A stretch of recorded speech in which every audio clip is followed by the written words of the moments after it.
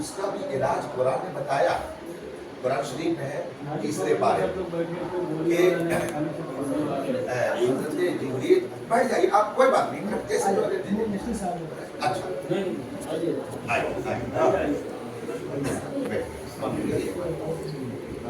आइए बैठ।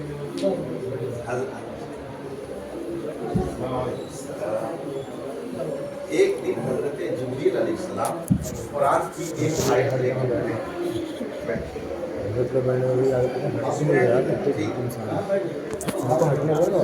ध्यान दे रहे भाई, ज़्यादा समझ एक आयत लेकर उसमें है, यहाँ तो बहुत सारे हाफिज़ माशाअल्लाह मौजूद हैं।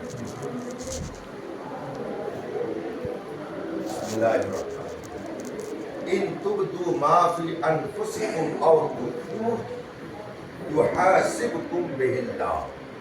ये कुरान का है, हज़रत जिब्रील लेकर उतरे। इसका मतलब ये है कि अगर तुम मुंह से बोलो या दिल में तुम्हारे कोई बात आए, अल्लाह ताला सब पे तुम्हारी पकड़ करेगा। चाहे मुंह से बोलो चाहे दिल में आए। कुरान की आयत है, अल्लाह फरमाता है युहासिबकुम बिहिल्लाह, उसका तुमसे हिसाब है। ये आयत नाज़िल हुई, सहाबा घबरा गए।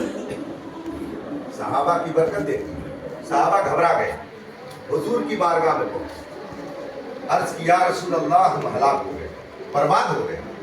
तो हुजूर ने फरमाया क्यों?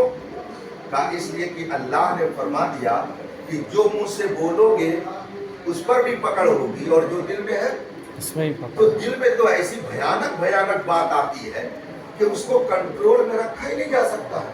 तो अगर उस पर पकड़ अल्लाह ने किया तो हम में से कौन बच पाएगा? जैसे ज़हन में दिल में गंदे गंदे भी ख्याल आते हैं ना, तो यही सहाबा ने हुजूर से अर्ज किया कि हम तो हलाक हो गए, बर्बाद हो जाएंगे।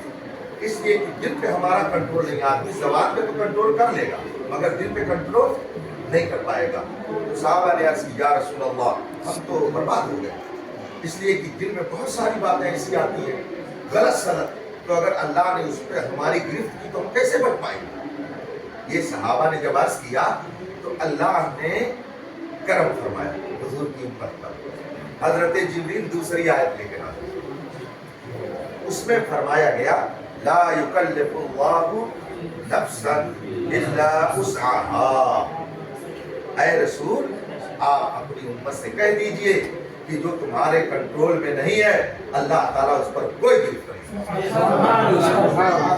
ये कुरान है ना, इसीलिए कुरान पढ़ा जाता है।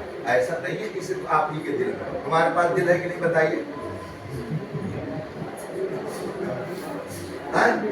नहीं है ना? तो आप ही की तरह होगा गोश्त का एक लफड़ा, है ना? तो बताइए अगर आपके दिल में कुछ आता है तो हमारे भी दिल में आता है कि नहीं? कोई इंसान इससे खाली होगा? कब बताइए?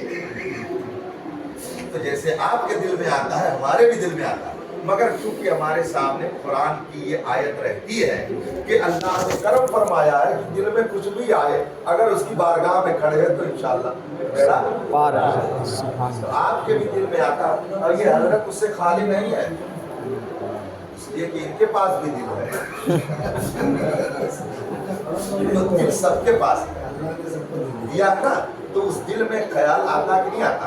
तो जैसे आपके आता है हमारे भी आता है, इनके भी आता है, लेकिन अल्लाह ने तसल्ली उनको दे दी कि उस पे तुमसे कोई गिरफ्त नहीं। तो अगर आदमी खड़ा है, हमारे साथ कैसा होता है, आज हम मान लीजिए मुसल्ले पढ़ते हैं, लेकिन कभी ऐसा भी होता है कि हम 10 साल के बाद भी खड़े होते हैं, तो हमारे भी हालात ऐसे ही होते हैं कि आदमी के जहन में कुछ न कुछ बातें आती। मगर जब अल्लाह ने फरमा दिया कि दिल में जो आता है उस पे तुमसे गिरफ्त नहीं होगी, तो हमको उसमें परेशान होने की क्या जरूरत है?